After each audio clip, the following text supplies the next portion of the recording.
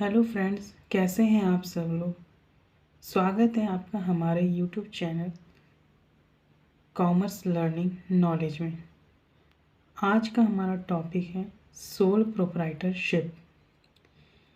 आगे बढ़ने से पहले सबसे पहले हम जान लेते हैं कि सोल प्रोप्राइटरशिप होता क्या है। It is a business owned, controlled and managed by a single individual.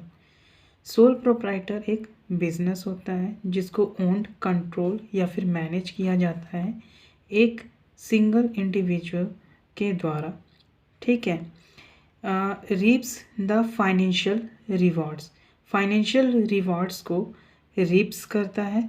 Responsible for taking all risk and liabilities while conducting the business. मतलब कि बिजनेस को कंडक्ट करने के दौरान जो सोल प्रोप्राइटर होता है वो सभी रिस्क उठाने के लिए रिस्पॉन्सिबल होता है और सभी लाइबिलिटीज़ की भी जिम्मेदारी सोल प्रोप्राइटर की भी होती है। suitable for individual managed occupation like salon, small retailer shop। जो सोल प्रोप्राइटरशिप है वो जो है सूटेबल होता है उन लोगों के लिए जो इंडिविजुअली यानी कि जो खुद के दम पर मैनेज कर सकते हैं। जैसे कि सैलून हो गया। सैलून जो है अकेले एक तरह से सोल प्रोप्राइटर होता है क्योंकि ये एक इंडिविजुअल्स के द्वारा मैनेज किया जा रहा है इस ऑक्यूपेशन को। या फिर आपने देखे होंगे अपने गली के आसपास में, बाहर में, मार्केट में जा कर के कि वहाँ पर जो है कुछ छोटे छोटे दुकान्स होते हैं, तो वो भी जो है सोल प्रोप्राइटर में आते हैं। आगे चलते हैं। अगला पॉइंट है advantages of sole proprietorship. Sole proprietorship के एडवांटेजेस के बारे में जानेंगे। सबसे पहला एडवांटेज है स्विफ्ट डिसीजंस। इसमें क्या होता है स्विफ्ट डिसीजंस में कि कहने का मतलब ये है कि complete responsibility for making business decisions. Sole proprietor के पास पूरा का पूरा रिस्पॉन्सिबिलिटी यानी कि पूरा जिम्मेदारी होता है कि वो अपने बिजनेस के लिए फैसले ले सके। सोल प्रोप्राइटर में सबसे फास्ट डिसीजन मेकिंग होता है। No need to consult multiple parties. मतलब कि सोल प्रोप्राइटर को किसी दूसरे पार्टी से राय लेने की ज़रूरत नहीं है। दूसरा जो एडवांटेज आता है वो है कॉन्फिडेंशियल। दूसरा जो है कॉन्फिडेंशियल है। तो यहाँ पे क्या बोलता है कि कैन कीप ऑल बिजनेस, सभी बिजनेस को रखता है, सभी बिजनेस की इंफॉर्मेशन खुद के लिए अपने पास रखता है। इसी तरह से law does not bind them to make the accounts of a sole proprietorship public. कोई भी कानून सोल प्रोप्राइटर को बांध करके नहीं रखा हुआ है कि वो अपने अकाउंट्स को पब्लिक करे। तीसरा जो एडवांटेज है वो है प्रॉफिट शेयरिंग। प्रॉफिट शेयरिंग में क्या होता है कि has complete ownership of profit arising from business operation. Has complete ownership of profits arising from business operation. मतलब कि क्योंकि अब तो भाई सोल प्रोप्राइटर का अपना एक पूरा कंप्लीट ओनरशिप सोल प्रोप्राइटर के ऊपर ही आता है। तो बिजनेस ऑपरेशन के द्वारा जितना भी प्रॉफिट अराइज यानी कि आ रहे हैं तो उन प्रॉफिट का हकदार पूरा का पूरा ओनरशिप सोल प्रोप्राइटरशिप के पास ही जाता है। They are not obligated to share profit with anyone else. ये अपना प्रॉफिट शेयर किसी से नहीं कर सकता है।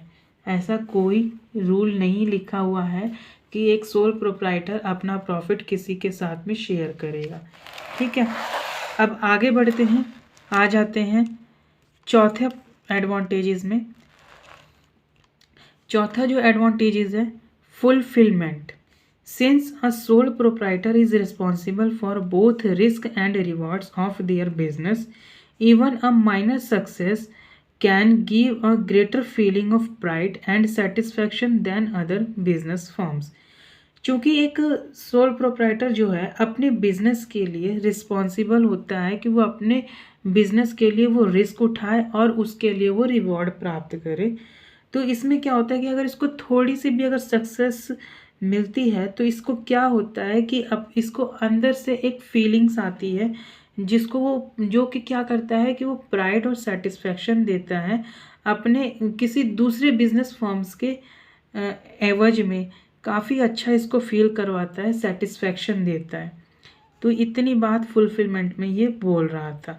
मतलब कहने का मतलब ये है कि किसी दूसरे बिजनेस फॉर्म्स को अगर देखें तो उस कंडीशन में अगर सोल प्रोप्राइटर में अगर माइनर सक्सेस भी होता है ना, उसको मिलता है, तो उसको एक अंदर से फीलिंग आती है प्राइड की, यानी कि गर्व उसको महसूस होता है, साथ ही साथ उसे सेटिस्फैक्शन भी मिलता है।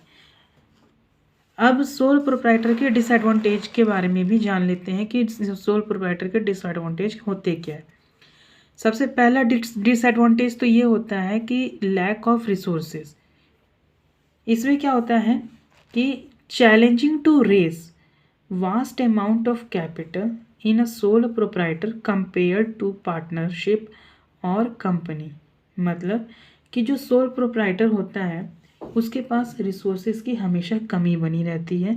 इसीलिए क्या होता है कि उसको एक बड़ा कैपिटल का एक बड़ा अमाउंट लेने के लिए, उठाने के लिए उसको काफ़ी चैलेंजेस का सामना करना पड़ता है एज कंपेयर टू पार्टनरशिप या फिर कंपनी।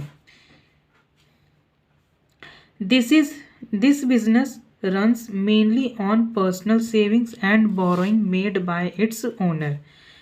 तो ये जो सोल प्रोप्राइटर का जो बिजनेस होता है आमतौर पे उसके अपने पर्सनल सेविंग्स की वजह से ही चल पाते हैं, या फिर उसने अगर किसी ओनर से बोरो कर रखा है उससे चल सकता है। Lack of adequate finance can become an obstacle in growing the business. अब चूँकि इसकी एक लिमिटेशन हो जाती है, इसके पास में उतनी पर्याप्त जो है फाइनेंस नहीं होने की वजह से इसका जो बिजनेस है वो बढ़ने के बजाय उसमें अड़चने आती हैं, ऑब्स्टेकल्स आते हैं। दूसरा जो डिसएडवांटेज है वो है dependence of owner. This form of business depends solely on the owners wellbeing. तो ये जो है ये कह रहा है कि ये पूरा का पूरा जो है सोल प्रोप्राइटर ना पूरा का पूरा ओनर के ऊपर में डिपेंड करता है। In case of death, insolvency, imprisonment etcetera, it can shut down if there is no successor और heir to continue the business. मतलब जैसे मैंने अभी बताया कि सोल प्रोप्राइटर जो होता है वो पूरा का पूरा उसके ओनर के ऊपर डिपेंड करता है। मान लेते हैं कि उस ओनर का कोई भी सक्सेसर यानी कि आने वाली पीढ़ी, हेयर यानी कि आने वाली पीढ़ी, सक्सेसर और हेयर का मतलब होता है कि उसकी आने वाली पीढ़ी अगर नहीं होती है या फिर उसकी डेथ हो जाती है, ओनर की डेथ हो जाती है या फिर इंसॉल्वेंसी हो जाती है या फिर जेल में चला जाता है, उस कंडीशन में अगर उसका कोई भी उत्तराधिकारी नहीं है तो ये जो बिज़नेस है आगे कंटिन्यू नहीं चल सकता है। इसको मैं एक एग्जांपल के तौर पे मैं समझाना चाहूँगा। मान के चलते हैं कि आपके जो है एक दुकान है और उसको चलाने वाले आपके फादर हैं। किसी कारणवश एग्जांपल के तौर पे मान लेते हैं कि उनको कोर्ट ने दिवालिया घोषित कर दिया कुछ रीज़न के अनुसार।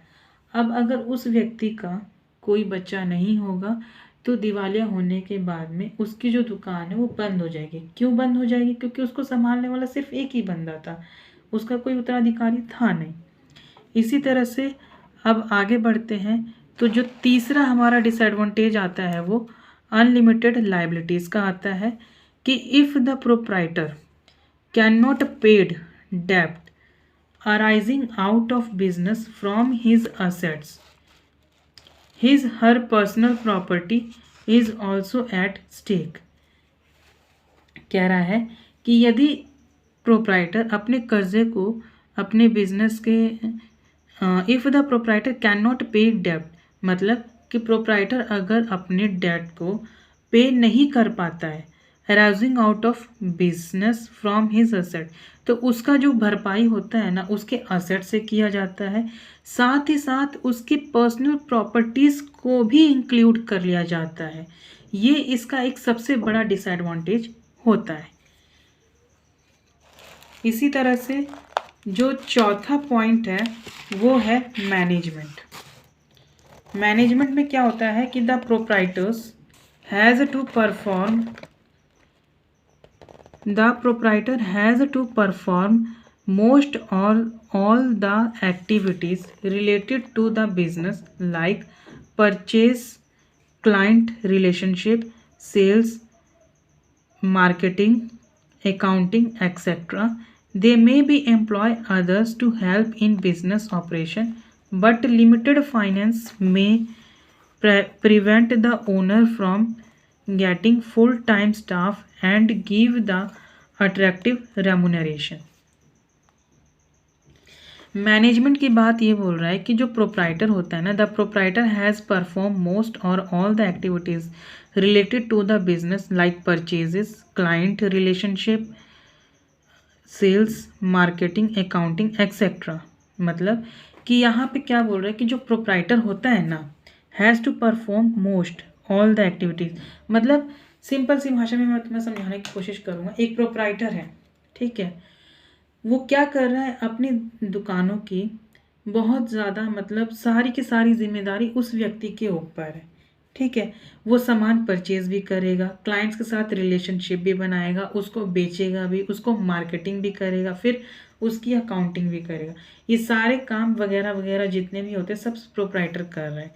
तो उस केस में क्या हो सकता है कि they may employ other to help in business operation, मतलब कि वो कुछ लोगों को एम्प्लॉय कर सकता है कि ताकि उसके बिजनेस ऑपरेशन में उसकी मदद हो जाए। बट होता क्या है कि बट लिमिटेड फाइनेंस में प्रिवेंट द ओनर, जो लिमिटेड फाइनेंस होने की वजह से उस ओनर को प्रिवेंट यानी कि बचा लेता है from getting full time staff, मतलब फुल टाइम स्टाफ से बचा लेता है। और जो है गिव द अट्रैक्टिव रेमुनरेशन, मतलब कुछ लोगों को वो हायरिंग करेगा, हायरिंग करने के बाद में उनको थोड़ा सा लिमिटेड उनके मेहनताना के हिसाब से वो दे देगा। तो उससे क्या होगा कि उसके जो है ना उसका जो फुल टाइम रहता है वो बच जाता है। तो इस तरह से वो मैनेज करता है अपने सोल प्रोप्राइटर के बिजनेस का। यदि आपको मेरा ये वीडियो पसंद आया है तो प्लीज़ लाइक एंड सब्सक्राइब ज़रूर करें। धन्यवाद।